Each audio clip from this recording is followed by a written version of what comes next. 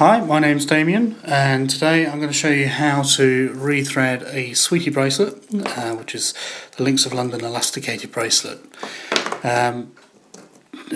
Sorry for saying a lot, I don't do this very often. So, first thing is you need some silicone elastic. Now I use the Stretch Magic 1mm elastic. You need roughly 6 to 8 times the length of the bracelet when you do this, and that's because you're going to double it up to start with, and you need to have enough to comfortably tie a knot in at the end. So first thing is you get your elastic. Here's your first tip: use a paper clip, hook it onto the elastic, and that means that when you start threading it through the links, it's not going to pull through the rings. So it just means it's quite easy to do and as little frustration as possible. Now, to do this, thread that through the wide link first if you can. That's always the best one to start with. It's easier to keep track of what's going on, and then start threading it through the links. Now I do this professionally. My job is a jeweller, silversmith, goldsmith, gemologist, numismatist. So this is my living, but I'm showing you this because it is one of these things that you can do yourself without much trouble. Now as you pass this through, you can see that I'm going through a few links at a time.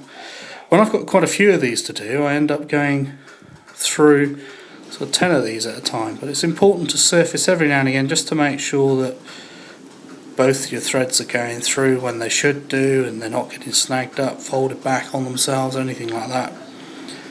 Just keep that going there. Now, the bit that gets a little bit tricky is when you get up towards the charms. Now this is where you have to pay attention a little more. It's quite easy for your brain to go to sleep whilst you're doing this because it is quite simple. But when you get to the charms, if you're not paying attention, you can put the silicone through this bit, and you don't. You want to put it through the split ring there. So make sure that you pay attention through that little bit of doing the charms, and you should be fine. Now at this point, when you have a look at these split rings, you can see if any of them have opened up, because that is something that does happen. They just end up catching on things a little bit and making a mess of clothes or catching your skin, so you want to keep an eye on those. Now even though I do this and charge people the service of doing it, I do sell little kits for doing this, which include 5 split rings and the amount of elastic that you need to do it. Now these little kits are £5, and they've got everything that you need to get your Sweetie bracelet or elasticated bracelet up and running again, because it doesn't have to be a Sweetie bracelet, I suppose.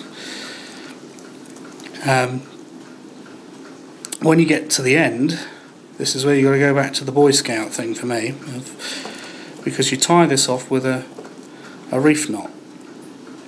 Now, one of the reasons I use the Stretch Magic cord is it doesn't corkscrew. When you try and tie a knot in some of the cheaper elastic cords, they actually start twisting up like that as you're trying to tie a knot, and it means you don't get a very good knot. Now the Stretch Magic's never let me down. Go back to the paperclip end and pull that so that you've got a little bit of length there to work with, and then this is the bit with the knot. So reef knot, so right over left, tuck it under, pull tight, left over right, tuck it under, pull tight. And don't be afraid to pull it quite tight. As you can see, I've done this with all the rings on there. It's because it's easier, you don't have to pick bits up all the time. So trim off the new elastic, and then you can find the old elastic in there and cut that out. There'll be 2 strands again, so this is the bit that's a bit of a fiddle when it's not actually changed colour that much, which this hasn't. When to do this is before it all falls on the floor. So when you notice that the elastic's going yellow or brown or starting to go opaque, redo it. And that's it, simple as that. Now if you've got the cheaper elastics that you're using, you will probably need to find that knot and heat seal it, so touch it with a little bit of hot metal or put a little bit of glue on there. Don't use super glue because that makes it brittle and it snaps in 5 minutes time. But there you go. So this is my first video. I hope you found it useful. Hopefully there'll be a few more. Okay, thanks.